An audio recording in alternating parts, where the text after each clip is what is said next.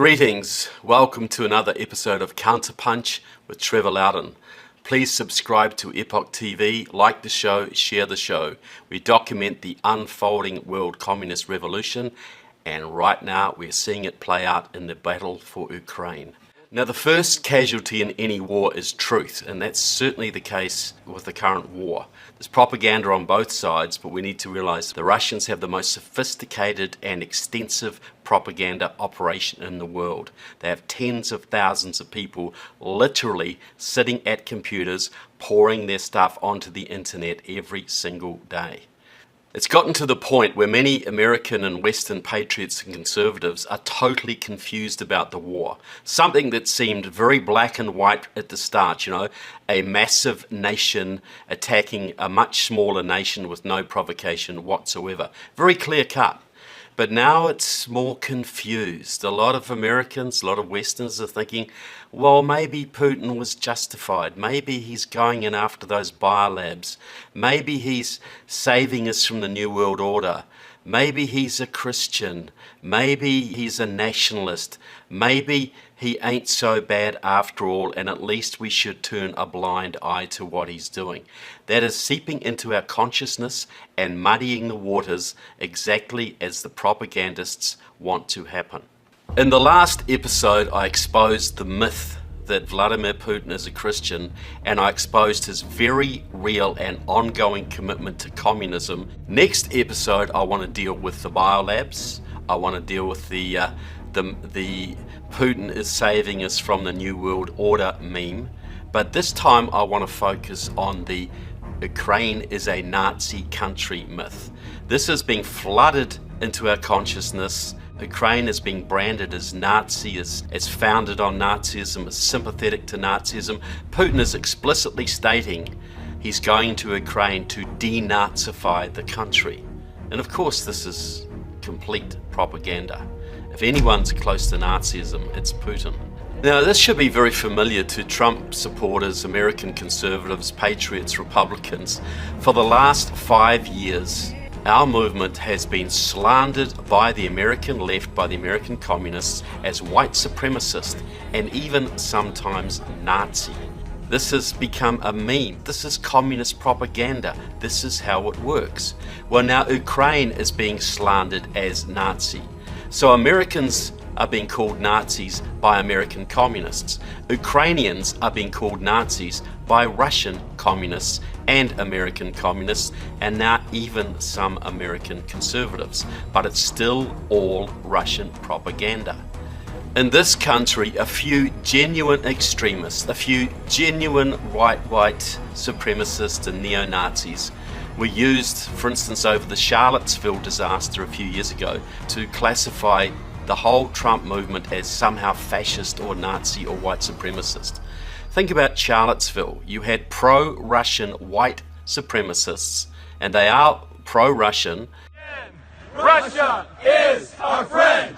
The South will rise again. Russia is our... Led by people like Richard Spencer, who is deeply sympathetic to Russia, and David Duke, who has lived in Russia, admires Putin, clashing on the streets with pro-Russian communists from the Party of Socialism and Liberation and the Workers' World Party. You had pro-Russian extremists fighting on the streets, and who gets the blame for it? Trump supporters, Republicans and conservatives. Again, that is how communist propaganda works. There's always a kernel of truth in communist propaganda. There has to be.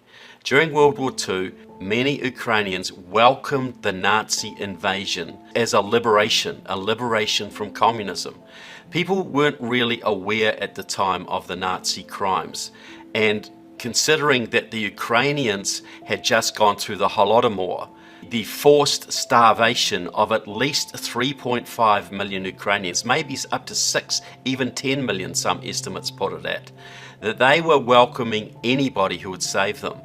And from 1929 to 1932, the Soviet authorities attacked Ukraine. they wanted to get rid of the peasant farmers, the kulaks. So they forcibly confiscated every ounce of food they could in the countryside. People were eating their children. They were eating their pets.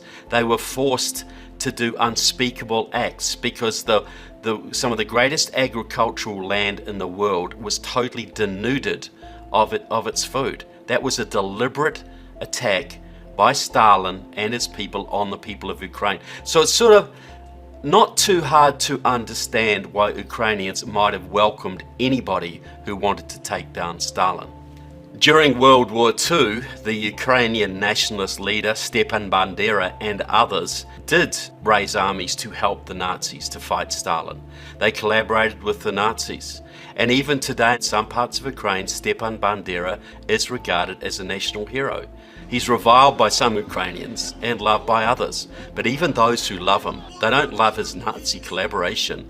They love the fact that he stood for the Ukrainian nation against the communists. It's worth remembering that during World War II, Norway had a Nazi regime led by Vidkun Quisling. That's where the word Quisling comes from. It means a traitor. France had Marshal Pétain, who was a Nazi collaborator who led France for several years. There were many Nazi collaborators in France. The same sort of thing happened in Holland. The same sort of thing, the Austrians welcomed Hitler into their country. They voted by a huge majority to ally themselves to become part of Nazi Germany. And part of the reason for that was the extensive violence that Austrian communists had been causing in the streets for several years before. So this is the thing, they're caught between the evil socialist Nazis on one side and the evil communists on the other, and people reach out for desperate solutions. In Britain, you had Oswald Mosley's Black Shirts, who openly supported the Nazis. In America, you had German-American Bund, who supported the Nazis. Spain had a communist government before World War II, and that was overthrown by General Franco, who had the support of Nazi Germany and fascist Italy. So all of these countries have had Nazi pasts, but is it fair to label them today as Nazi countries?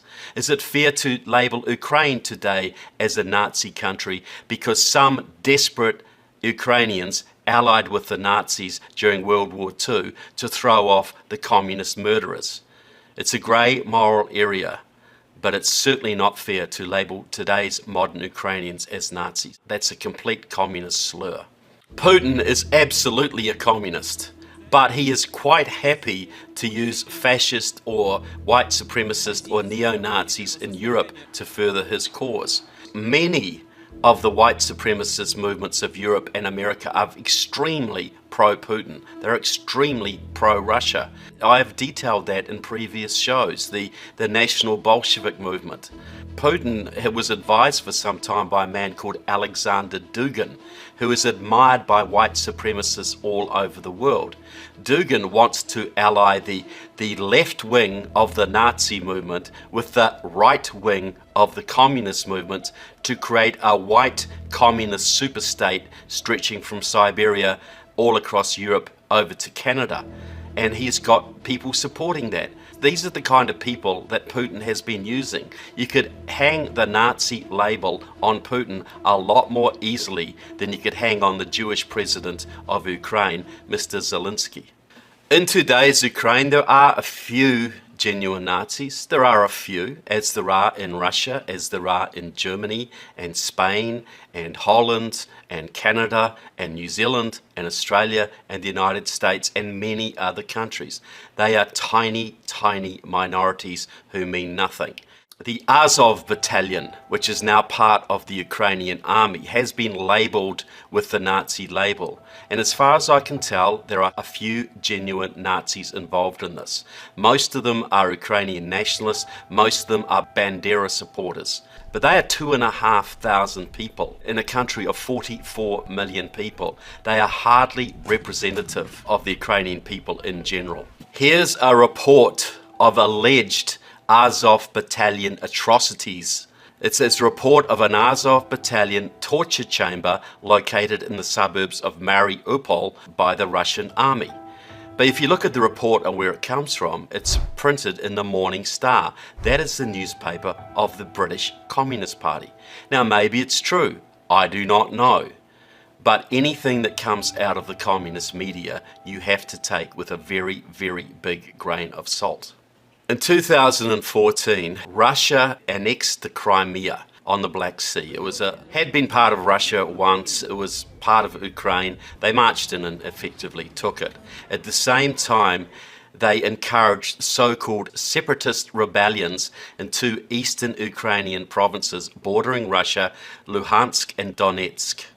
Now, the story was that there was a separatist movement there because the local Russian-speaking people, and about half of Ukraine is Russian-speaking, they were upset about the persecution of Ukrainian Nazis, and Ukraine was trying to stamp them out, and Ukraine was persecuting them.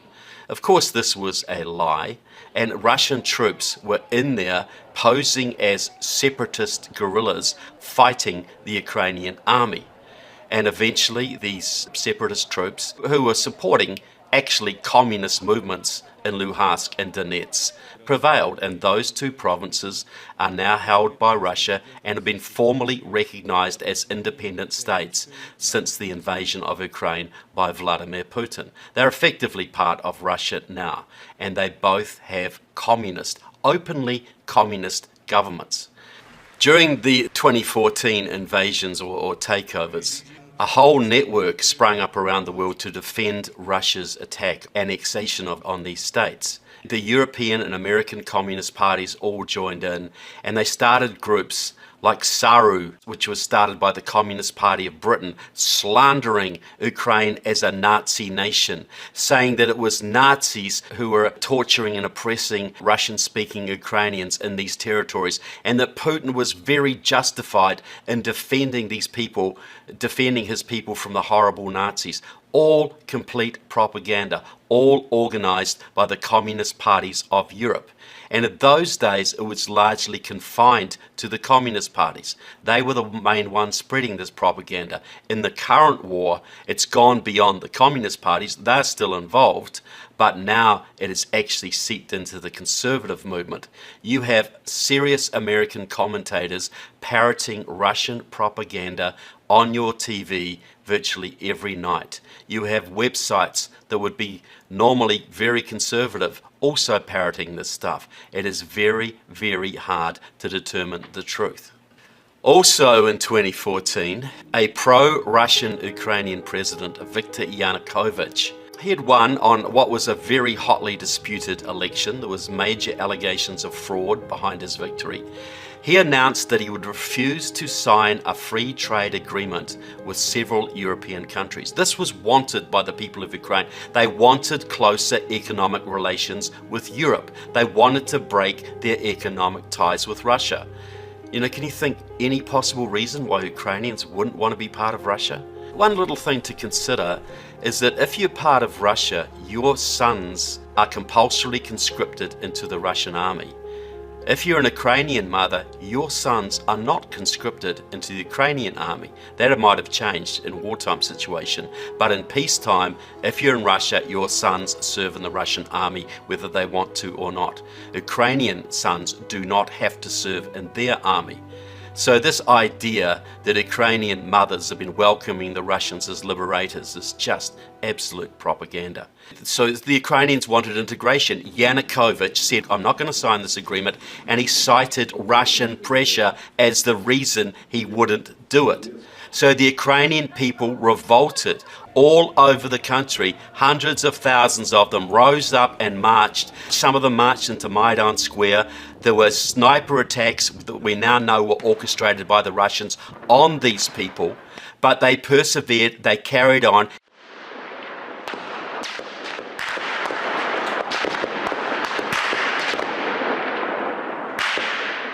More than 50 people were killed that day. And they overthrew a corrupt, fraudulent Russian president who then fled to Russia. Now, America just had a fraudulent election. America now has a Russian puppet in the White House. And people have been trying to get rid of this Russian puppet. Most of them don't realize he's a Russian puppet, but he is. But they understand he's fraudulent, he's a socialist, and he's wrecking the country. America today is in the same position that the Ukrainians were in 2014. They succeeded. We have yet to succeed. Shouldn't we be admiring Ukraine for what it did, getting rid of a Russian puppet, freeing their country, establishing an independent nation? Ukrainian patriots and American patriots are natural allies. They're both fighting communists, and specifically Russian communists. If Ukraine can stand against Russia, if Ukraine can defeat Russia, Putin will probably be deposed. His own generals will sack him. Maybe not just sack him either.